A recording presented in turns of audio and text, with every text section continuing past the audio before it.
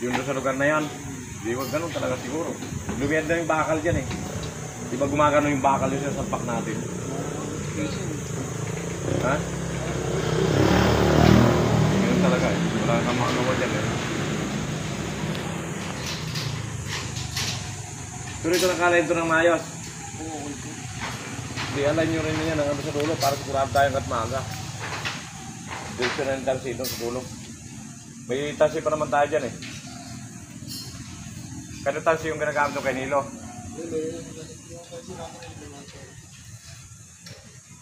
Number 3 saan nang-adjust? Kaliwa?